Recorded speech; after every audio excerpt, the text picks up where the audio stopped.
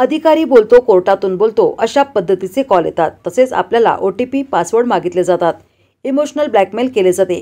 अशा पद्धतीने अनेकांची फसवणूक होत आहे। याबाबत डिजिटल मीडियाच्या माध्यमातून प्रबोधन होणे गरजेचे आहे। मीडियाच्या माध्यमातून जे काही आपण व्हायरल करतो ते समाजाला उपयोगी आहे की निरुपयोगी की उपद्रवी आहे याचा विचार करूनच व्हायरल केले पाहिजे। त्यासाठी पोलीस अधिकाऱ्यांचा सल्ला घ्यावा असे मत कोल्हापूर परिक्षेत्र पोलीस महानिरीक्षक सुनील फुलारी यांनी व्यक्त केलं।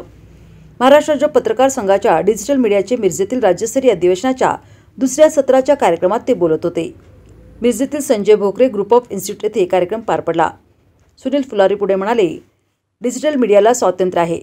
स्वातंत्र्य उपभोगताना त्याचा वापर सगळ्यासाठी चांगला होईल की स्वतःसाठी होईल याचा व्यक्तिगत सर्वांनी विचार केला पाहिजे। तसेच त्यांनी संबंधित पोलीस अधिकाऱ्यांना याची माहिती द्यावी। गुन्हेगारी स्वरूपाच्या कृत्याला आळा घालण्यासाठी डिजिटल मीडियाची भूमिकाही महत्त्वाची असते। समाजामध्ये कायदा आणि सुव्यवस्था ठेवण्यासाठी डिजिटल मीडियाचा हात मिळत आहे, यापुढेही मिळत राहील। कोल्हापूर परिक्षेत्रामध्ये लोकसभा आणि विधानसभा निवडणुका ही अतिशय शांततेत पार पडली, परंतु कुठेही हिंसाचाराच्या घटना घडल्या नाहीत। पोलीस प्रशासनाच्या अनेक विभागांनी काम केले आहे। 60,000 लोकांना प्रतिबंधात्मक कारवाईच्या नोटिसा देण्यात आल्या।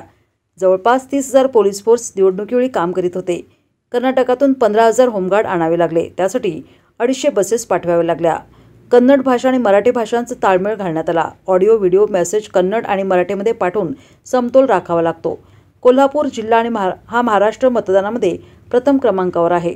त्यानंतर सातारा, सांगली जिल्ह्याचा नंबर येतो। या सर्व प्रक्रियांमध्ये डिजिटल मीडियाची चांगली साथ मिळाली असल्याचे त्यांनी यावेळी सांगितले। डिसिप्लिनरी ॲक्शन घेणे आम्ही करत असतो, पण मला वाटते असं व्यासपीठ प्रेस काउन्सिलकडे नाही आहे सध्या। काही प्रमाणात रेग्युलेशन्स आहेत, पण दंडनीय नाही आहे। तर काही गोष्टी पत्रकारांनाही त्याच्यात स्वतःचे आपल्या संघटनेमार्फत आचरणात घालून देता आल्या तर तसंही काही आपल्याला प्रयत्न करून घेता येईल। डिजिटल आणि सायबरबाबत मी एवढं सांगेल की महाराष्ट्र शासनाचे खूप प्रयत्न चालू आहेत सध्या।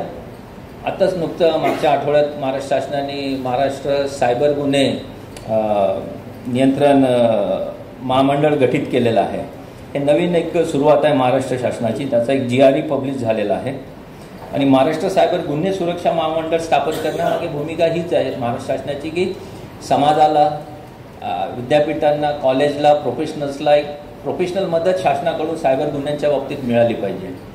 कारण आता तुम्ही बघाल तर जवळपास 120 कोटी मोबाईल धारक आहे भारतामध्ये। आपली लोकसंख्या जी ऑलमोस्ट आपण 100% मोबाईल वापराकडे गेलेलो आहोत। 80 कोटीच्या वर इंटरनेट किंवा डिजिटल डेटा वापरणारे त्याच्यात कस्टमर्स आहेत। जवळपास 60 कोटी सोशल मीडिया युजर्स आहेत। त्यामुळे ही प्रचंड शक्ती आहे, आपण विचार कराल। आणि त्याच्यानंतर डिजिटल व्यवहार जे होत आहेत ते जवळपास मागच्या 10 वर्षात 90 पटीने वाढलेले आहेत। UPIद्वारे पेमेंट आहेत, जे ट्रान्झॅक्शन आहेत ते जवळपास 150 पटीने मागच्या 10 वर्षात वाढलेले आहेत। म्हणजे कित्येक हजारो कोटी, म्हणजे व्यवहारात सांगायचं तर 20,000 डिजिटल ऑनलाईन पेमेंटचे व्यवहार UPI मार्फत झाले। त्याच्यात मूल्य तर कित्येक कोटीमध्ये, लाखाच्या कोटींमध्ये आहे जे डिजिटल ऑनलाईन पेमेंट्स होत आहेत। हे जशा घटना घडत आहेत तसे सायबर गुन्हेही घडत आहेत, ऑनलाईन फसवणुकीचे गुन्हे घडत आहेत। आणि आपण आता बघत असाल तर म्हणजे हनी ट्रॅप आहेत, सेक्सटॉर्शन आहेत, डिजिटल अरेस्ट आहेत, हे नवनवीन प्रकाराचे गुन्हे घडत आहेत। आणि सायबर गुन्हे करणारे लोक हुशार असतात।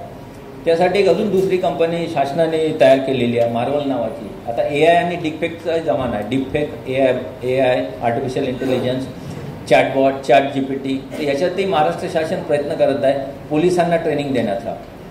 मी आता AIचं नुकतंच परवा सिम्बायोसिस विद्यापीठाच्या मदतीने पोलिसांसाठी एक परवा कार्यशाळा घेतली दिवसभराची की AI काय आहे, डीपफेक काय आहे, AI मार्फत कसे गुन्हे होतात, पोलिसांनी काय करायला पाहिजे। कारण हे गुन्हेगार जे सायबर गुन्हे करतात हे उच्च शिक्षित असतात आणि त्यांना तंत्रज्ञानाची, सॉफ्टवेअर, हार्डवेअरची चांगली माहिती असते।